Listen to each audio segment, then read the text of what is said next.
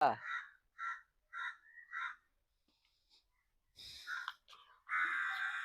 மூஞ்சி நல்லா என் மூஞ்சி என்ன விசிலாவே இருக்கு. ஹாய் மக்களே, வணக்கம்.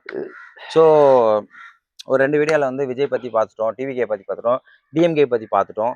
இந்த விசப்பூச்சி ஏடிஎம்கே பற்றி இப்போ பார்ப்போம். ஸோ நம்ம என்ன சொல்கிறேன்னா, மக்கள் வந்துட்டு ஒரு மாற்றத்தை எதிர்பார்க்குறாங்க. எல்லாருமே வந்து கண்டிப்பாக சேஞ்சஸ் வேணும். டிஎம்கே வேணாம், ஏடிஎம்கே வேணாம், டிவிகே தான் வேணும்னு சொல்லிட்டு ஆவலாக இருக்காங்க. எல்லா மக்களுக்கு எனக்கு தெரிஞ்சு 95% ரெடி ஆகிட்டாங்க. 5% இவங்களால பிச்சு பிச்சு போடும். சில ஜாதி வரி பிடிச்சதெல்லாம் இருக்குல்ல, வில்லேஜ் சைட்லாம். சென்னையை விட்டுருங்க, வில்லேஜ் சைட்லாம் ஜாதி பிடிச்சுவேன், ஜாதி வரி, மதவெறி, இந்த இனவெறி இதெல்லாம் இருக்கானுங்க. இவங்கெல்லாம் வந்து திருத்தவே முடியாது. சாகர வரையும் திருத்த மாட்டான். செத்துட்டா கூட வந்து இல்லைன்னா இவனை எரிக்கணும், இவனை புதைக்கணும், இவனை கொளுத்தணும் அப்படின்னு தான் சண்டை போடுவானுங்களா கண்டி. அந்த மாதிரி நாய்களை திருத்தவே முடியாது. அதான் வந்து வில்லேஜ் என்ன சொல்லுவாங்க, நீ கட்டில போற வரைக்கும் நீ திருந்த மாட்ட, அதே மாதிரி உனக்கு காலில் கட்டு போற வரைக்கும் நீ திருந்த மாட்ட, இப்படிதான் சொல்லுவாங்க. ஸோ இது வந்து பழமொழி. ஸோ அந்த 5% அப்படி பிச்சுக்கும். எனக்கு மாற்றம் வேணும், ஸோ நல்லது வேணும். டிஎம்கே ஏடிஎம்கே வந்து சரியா பண்ண மாட்டேங்கிறானுங்க, ஊழல்வாதியா இருக்கானுங்க. 2 பேருமே ஊழல்வாதி தான். ஏன்னா ஜெயலலிதா வந்து ஊழல் பண்ணி ஜெயிலுக்கு போயிட்டு வந்தாங்க, தண்டனை கொடுத்தாங்க. 1000 கோடி சொத்து இல்லை 10,000 கோடி சொத்து இன்னும் தண்டனை கொடுத்தாங்க. திடீர்னு பார்த்தா அவங்க செத்து போயிட்டாங்க. கேஸ் க்ளோஸ் பண்ணிட்டாங்களா இல்லை இன்னும் இருக்கான்னு தெரியல. அவங்க கூட இருந்த சசிகலாவையும் வந்து தூக்கி உள்ள வச்சாங்க. அந்த பொம்பளை ஜெயிலில் போய் அனுபவிச்சுட்டு வந்துருச்சு. இப்போ ஜாலியா இருக்கு. மக்கள் தான் கஷ்டப்பட்டுருக்காங்க. ஸோ இந்த மாதிரி இருக்கும்போது மக்கள் எதிர்பார்க்குற டிஎம்கே வேணா, ஏடிஎம்கே வேணா, டிவிக்கே தான் வேணுன்றோம். பட் ஏன்னா இப்போ கேப் விட்டார். மேபி ஒருவேளை ஏடிஎம்கே பொருளாளர் வந்து எடப்பாடி திருந்திருக்கலாமா? திருந்து ஒரு வாய்ப்பு தரலாமா?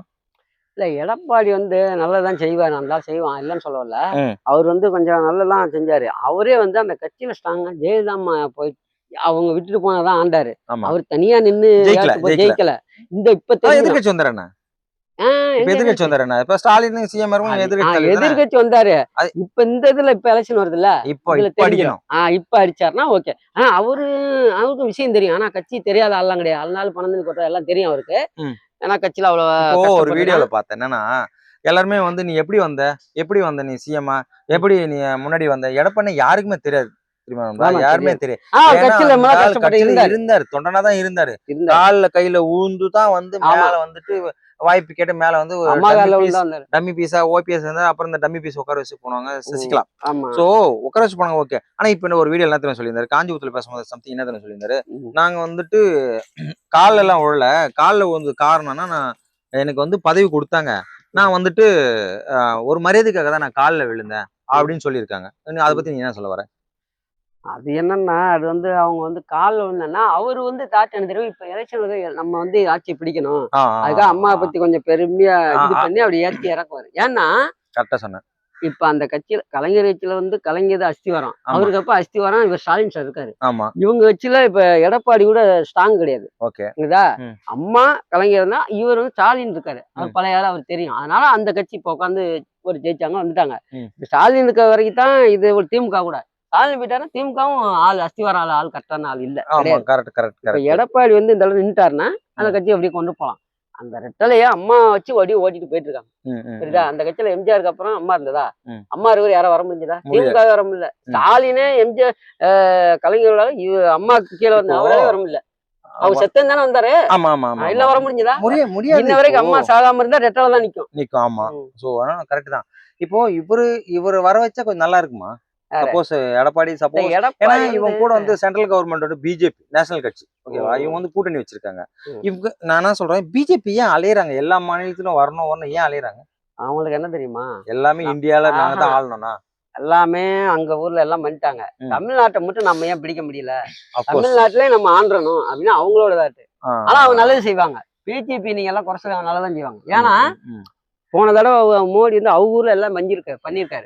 இப்ப நீங்க இங்க ஜெயிச்சானா பண்ணுவாரு. அந்த ஆள் நீங்க போடவே இல்லை தமிழ்நாட்டுல ஓட்டு. அந்த ஆளுக்கு இப்ப அந்த ஆள் தான் டிஜிட்டல் கொண்டு வந்தான். இப்ப நீங்க தட்டினே காசு வருதா? வரி பிடிக்கிறான், அதெல்லாம் ஓகே. இப்ப நீங்க போய் முந்தி எல்லாம் காசு வேணா நேரம் போய் தான் வாங்க முடியும். இல்ல அக்கௌண்ட்ல இப்ப வந்து டக்குன்னு தட்டி விட்டா 100 ரூபா வருது இல்ல, அந்த சில விஷயம் பண்ணி விட்டுருக்காங்க. அது ஓகே. நம்ம ஏடிஎம்ல பணம் இருந்தா தான் அது கரெக்டா வரும். அது ஓகே. இப்போ எடப்பாடி வந்தா என்னத்தை செஞ்சு கிழிச்சிருவாரு? ஏன்னா இப்போ ஸ்டாலினே பெருசா செஞ்சு கிழிக்கல. எனக்கு தெரிஞ்சு என்ன தெரியுமா, அவங்க பாலம் கட்டுறது, கோயில் கூட கட்டது கிடையாது, லைப்ரரி திறக்கிறது, ஸ்கூல் திறக்கிறது, இதே மாதிரி தான் செஞ்சு கொள்ளையடிக்கிறாங்க. இல்ல எடப்பாடி வந்தா ஒண்ணு பண்ணுவாப்ல. ஏன் தெரியுமா? எடப்பாடியா ரெட்டலை வந்தா கூட பரவாயில்ல. ஏன் தெரியுமா, அவன் பட்ஜெட் படத்தை அந்த சினிமா விஷயத்தை தலையிட மாட்டாங்க. சரி, அந்த சப்ஜெக்ட் விடுங்க. இந்த சப்ஜெக்ட் மக்கள் நம்ம சினிமால நமக்கு தேவைப்படுதுல. அப்கோர்ஸ் நான் இல்லன்னு சொல்ல. பட்ஜெட் பண்ண நிறைய எடுப்பான் அவன், அதுல தலையிட மாட்டான். இப்போ வந்துட்டு நான் என்ன சொல்ல வரேன், விஜய் வந்து ஒரு பொருட்டாவே இவங்க 2 பேருமே நடிக்க மாட்டேங்கிறாங்க. யாரு எடப்பாடி ஆகட்டும், ஸ்டாலின் ஆகட்டும், இவங்க 2 பேரும் இருக்காங்க. பலன்னு கொட்டப்பட்ட பெருச்சாலிங்க தான். கொள்ளடிக்கிற பெருச்சாலி 2 பேருமே, நான் இல்லன்னு சொல்ல வரல. சோ விஜய் வந்து இருந்து சம்பாதிச்சு ஜாலியா இருந்து அது வேற விஷயம் வச்சுக்க. ஏன்னா சினிமால வந்து ராஜ மறுவாத.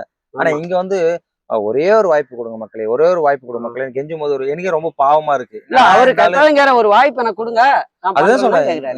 எப்படி நம்ம நடிக்கிறதுக்கு எப்படி ஒரு வாய்ப்பு கொடுத்தாலும் பெரிய ஆக முடியும்? சினிமால டைரக்டர் போயிட்டு ப்ரொடியூசர் போயிட்டு ஒரு சான்ஸ் கொடுங்க, ஒரு சான்ஸ் கொடுங்க கேட்ட இந்த மனுஷன் கிட்ட போயிட்டு இல்ல எப்பயுமே இப்ப விஜய் வந்து இப்ப நாளைக்கே வேணாலும் அவர் படம் கொடுக்க ஆள் இருக்கு சார், எனக்கு ஒரு இது கொடுங்க சார் ஒரு சான்ஸ் கேக்குறாங்கல்ல. இப்ப மக்களுக்காக செய்யறதுக்காக அந்த மக்கள் காசால வாழ்ந்துட்டு இருக்காங்க கேக்குறாரு. அது நீங்க நியாயமான வார்த்தை. நீங்க கொடுத்தா கொடுங்க, உங்களுக்கு நல்லது பண்ணுவார், இல்லைன்னா விடுங்க. எடப்பாடி கூட எனக்கு ஒண்ணுமே பேச, சும்மா வந்து இவன் ஸ்டாலின் பத்தியே பேசிக்கிறான். இதேதான் டிஎம்கே குறை சொல்றதா வேலையா இருக்கு. ஒரே விஷயம் மட்டும் எனக்கு நல்லதா தோணுச்சு. என்னன்னா நான் என்ன சொன்னேன்னா, ஸ்டாலின் வந்துட்டு பிஜேபி கூட வந்து இணக்கமா இருக்கணும்னு சொல்லியிருந்தேன். நான் ஃபர்ஸ்ட் சொல்லுவேன், ஃப்ரெண்டா இருந்தா மட்டும் தான் பணம் கேட்க முடியும். சோ நீ போயிட்டு பிஜேபி வந்து அகென்ஸ்டாவே பார்த்தா உனக்கு எப்படி மோடி பணம் தருவாரு? தரமாட்டாரு. அதுதான் நேத்து காஞ்சிபுரம் மீட்டிங்ல இந்த ஆள் பேசுகிறாரு. யாரு? எடப்பாடி. நீங்க வந்து பிஜேபி கூட கூட்டணி வைக்க தேவையில்ல, ஆனா நல்ல ஃப்ரெண்ட்ஷிப்பா இருந்து எங்களுக்கு பணம் வேணும்னு சொல்லிட்டு போய் கேட்டா கொடுப்பாங்க. அப்பதான் தமிழ்நாடு நல்லது பண்ண முடியும். அதை விட்டுட்டு வந்து எப்ப பார்த்தாலும் அண்ணாமலை சொன்னது அதுதான். ஒரு கேம்பெயின்ல போயிட்டு இருக்கேன்னா நான் ஒரு பிரச்சாரத்துல எப்ப பார்த்தாலும் பிஜேபி கூட சண்டை சண்டை சண்டை போடுவோம். எப்படி உங்களுக்கு பணம் கொடுப்பாங்க? கொடுக்கல எப்படி கொடுப்பாங்க? இந்த ஆள் கொடுக்க மாட்டேன், நெஞ்சு நிமித்தி தெரிஞ்சுக்கிறேன். ஸோ ஸ்டாலின் பண்றது பெஸ்ட். நான் எல்லார்கிட்டையும் சொல்லியிருந்ததுதான். எடப்பாடியும் சொல்றாங்க, நம்ம அண்ணாமலையும் சொல்றாப்புல. பிஜேபியில் அண்ணாமலை தலைவர் சூப்பரா இருந்துச்சு. ஸோ நைனா நாகேந்திரன் இருக்கிற இடமே தெரியல. ஸோ அவங்க கூட கூட்டணி வச்சுங்கிறது வந்து ஏடிஎம்கே வச்சிருக்காங்க. பட் எந்த அளவுக்கு அவங்க ஜெயிப்பாங்கன்றது எனக்கு தெரியல. இப்போது எதிரணியா இருந்தாங்க, வர தேர்தல் எதிரணியா இருப்பாங்களா இல்ல டெபாசிட்டை இழப்பாங்களான்றது தெரியல எனக்கு. உனக்கு எப்படி தோணுது? எனக்கு நம்ம ரெட்ட டவுட் தான். எதிர்கட்சியா இருந்தாங்க இல்லையா? இப்ப எதிர்கட்சி ஸ்டாலின் சிஎம், இருந்தாலும் எதிர்கட்சி. இப்போ சப்போஸ் விஜய் ஜெயிச்சு சிஎம் ஆயிட்டாருன்னா ஸ்டாலின் வரதான் எனக்கு கொஞ்சம் சான்சஸ் இருக்கு. எதிர்கட்சி இல்லைன்னா எடப்பாடியே தொடர் வரா எதிர்கட்சியில மேபி சொல்ல முடியாது. நம்ம எதுவுமே கணிக்க முடியாது. ஏன்னா எடப்பாடி கூட எதிர்கட்சியா வரலாம். சிஎம் சான்ஸ் இல்ல. சிஎம் கஷ்டம் தான். கூட நம்பிக்கை இருக்கு, இவரு கொஞ்சம் கஷ்டம் தான். ஏன்னா நேத்து மீட்டிங்லன்னா ஸ்டாலின் வந்து டிஎம்கே வந்து எப்பவுமே பார்த்தா வந்து செகண்ட் டைம் வந்து வின் பண்ணதே இல்ல, தொடர்ந்து வின் பண்ணது இல்ல அப்படின்னு சொல்லி பேச்சு இருந்தது. ஆனா போன எலெக்ஷனுக்கு வந்து சிஎம்க்கு வந்து ஸ்டாலின் சிஎம் ஆகுறதுக்கு சாத்தியமே இல்லை, அந்த அளவுக்கு ஜோசியம் சரியில்லை, கட்டம் சரியில்லை அப்படின்னு சொல்லியிருந்தாங்க.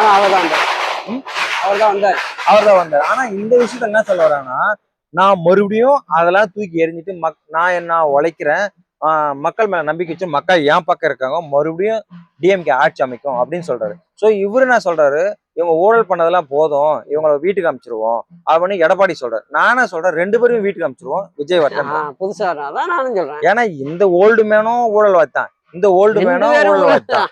சோ 2 பேரும் தூக்கி போட்டு ஒரு யங்ஸ்டர் வரட்டும். ஏன்னா விஜய் வந்து அவ்வளவு துருதுருன்னு இருக்காரு. தெரியுமா இவங்க சொல்றாங்க விஜய்க்கு என்ன தெரியும் என்ன தெரியும்னு? அரசியல் பண்றதா, மக்களுக்கு சேவை பண்றதா அரசியல். என்ன தெரிஞ்சுட்டா வந்து ஒண்ணும் கிடையாது. கொள்கை என்ன, கோட்பாடு என்ன, நீங்க தெரிஞ்சவங்க தானே அரசியல். 2 பேரும் மாத்தி ஆட்சி ஆண்டிருக்கீங்களா? எல்லாத்த பண்ணி பிடிங்கிட்டீங்க. ஒண்ணு கிளிக்கல, எல்லாம் ஊழல் தான். இப்ப வந்து அவர் வந்து தெரியாதுன்னு சொல்றீங்க. தெரியாதவன் தான் நல்லது பண்ணுவான், தெரிஞ்சவன் பண்ண மாட்டான். அரசியலை பத்தி தெரிஞ்சவன் நல்லது பண்ணவே மாட்டான். அரசியல் தெரியாம இருப்பான், அவன் நல்லது பண்ணிடுவான். அரசியல் தெரிஞ்சதான் சூழ்ச்சி பண்ணி எப்படி ஊழல் அடிக்கலாம், எப்படி கொள்ளடிக்கலாம் அப்படின்னு தான் பார்ப்பான். காமராஜ் ஆண்டாரு. ஆமா, அவர் சாகும்போது 130 இருந்தது. அந்த ஆட்சி. ஆமா, படிக்கல. ஆமா, நீ படிப்பு நாலேஜ் இருந்தா போதும். ஆமா, அது விஜய்ட்ட இருக்க. இருக்கான். சோ அதனால வந்துட்டு இப்போ எடப்பாடி வந்தாலும் வேஸ்ட்ன்ற. ஆமா, எடப்பாடி இருந்தாலும் கஷ்டம் தான். அந்த தூக்கி ஓரம் போடு. அந்த ஆள் வந்தா கொஞ்சம் சினிமா கண்டுக்கிட மாட்டான். இவங்க வந்தா சினிமா இவங்க அந்த ஒரு விஷயத்துல ஜனநாயக படமும் ரிலீஸ் பண்ண விடுமா, 2 நெட்ல போட்டானுங்க இவங்க கிட்ட. அதுவும் ஒரு டவுட் என்னன்னா, ஜனநாயகன் படம் ரிலீஸ் சரி ஓகே, அது தனியாக வீடியோ பார்ப்போம். ஸோ மக்களே, ஸோ நாங்கள் காரசாரமாக விவாதம் பண்ணதில்ல. மக்கள் வந்துட்டு டிஎம்கேவும் விரும்பல, ஏடிஎம்கேவும் விரும்பல, எப்போதும் போலதான். ஸோ அதனால அந்த மக்களே விசில் சின்னத்துக்கு ஓட்டு போடுங்க, விஜயை சீமாக்குவோம். ஸோ உறுதியோட நம்பிக்கையோட இருப்போம். வெற்றி நிச்சயம் மக்களே. அவர் செம கலர், எல்லாத்தையும் இருந்தாலும் போயிட்டால.